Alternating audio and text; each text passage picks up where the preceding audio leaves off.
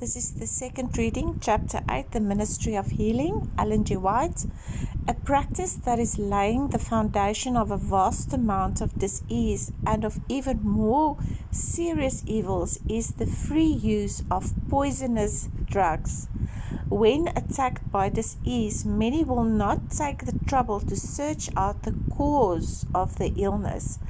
Their chief anxiety is to rid themselves of pain and inconvenience.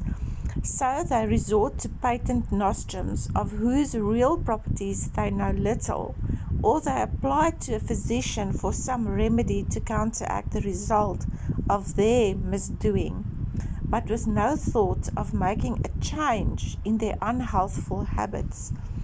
If immediate benefit is not realized, another medicine is tried, and then another. Thus the evil continues. People need to be taught that drugs do not cure disease.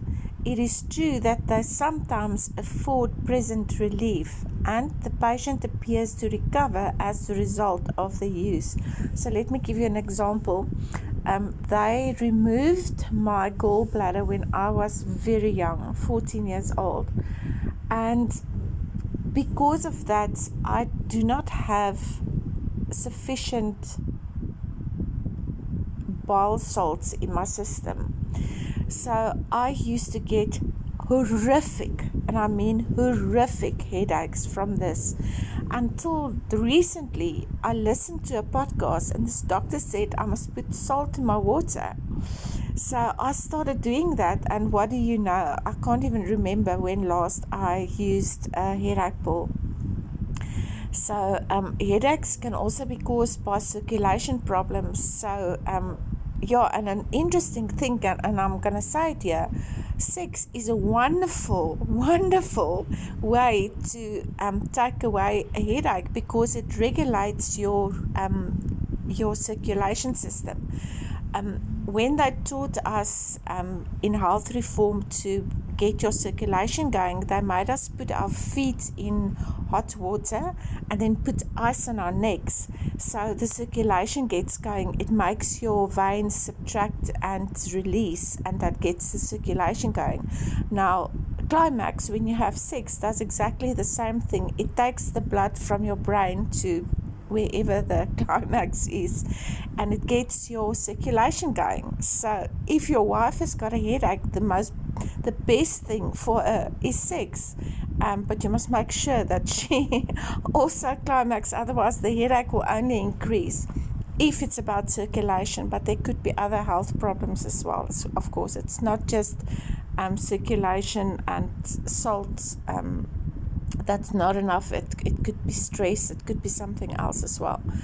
But sex also makes you relax as well. So also for stress, that is wonderful. So this is because nature has sufficient vital force to expel the poison and to correct the conditions that cause the disease. Health is recovered in spite of the drug, but in most cases the drug only changes the form and location of the disease. Often the effect of the poison seems to be overcome for a time, but the results remain in the system and work great harm at some later period.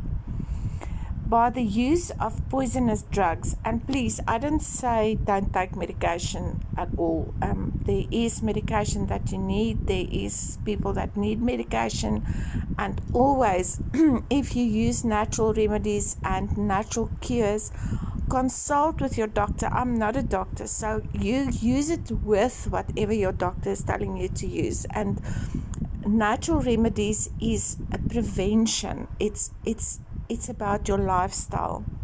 So putting your body in the best position to heal itself and to eliminate from your diet and from your daily living that which is harmful for you. So then you prevent a lot of stuff that you don't need drugs for. But in some cases, of course, drugs is wonderful. Doctors and scientists have developed wonderful medication. So I'm not against medication. Please, that's not what I'm saying.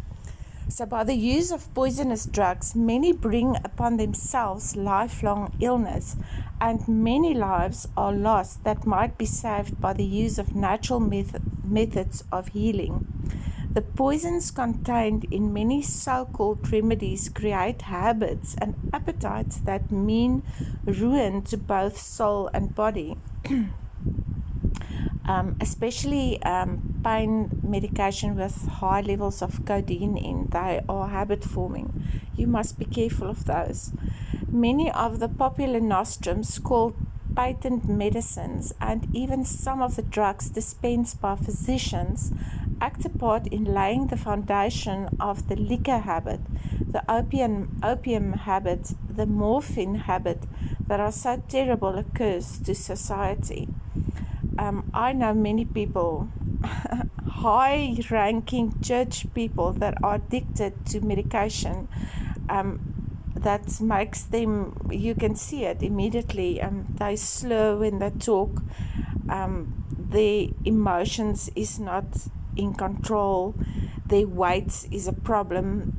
Weight gaining has got a lot to do with medication as well. It's not just your eating habits and your lifestyle. So be very careful of medications that you take over a long period of time, what effect they have on your body. The only hope of better things is in the education of the people in right principles. Let physicians teach the people that restorative power is not in drugs but in nature. Disease is an effort of nature to free the system from conditions that result from a violation of the laws of health. That's such an important statement. I'm going to read it again. Disease is an effort of nature to free the system from conditions that result from a violation of the laws of health. So if your digestive system is not working right, you will have all kinds of troubles and forms of disease that your body goes into, trying to rid your body from whatever you have been eating or drinking.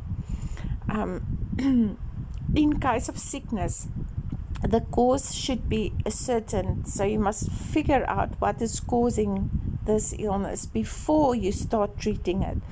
So take away the harmful habit first. Yes, you can take some medication to treat the pain for immediate relief, that is fine, but find out what is causing it so that you don't have to take medications all the time. Unhealthful conditions should be changed, wrong habits corrected. Then nature is to be assisted in an effort to expel impurities and to re-establish right conditions in the system.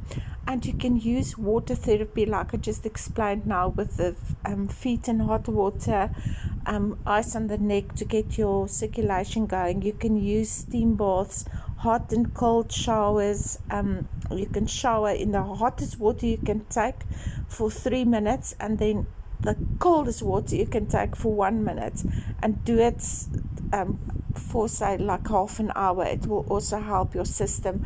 It's great for your immune system as well. So you can also put yourself into a fever to get rid or to help your system detox from dirty air, anything toxic that went into your system. A fever, sweating is a wonderful remedy to get rid of stuff. And then of course with that, lots of fluids, water, clean water. Okay, I'm going to stop here and do the third reading of the 8th chapter of the Ministry of Healing.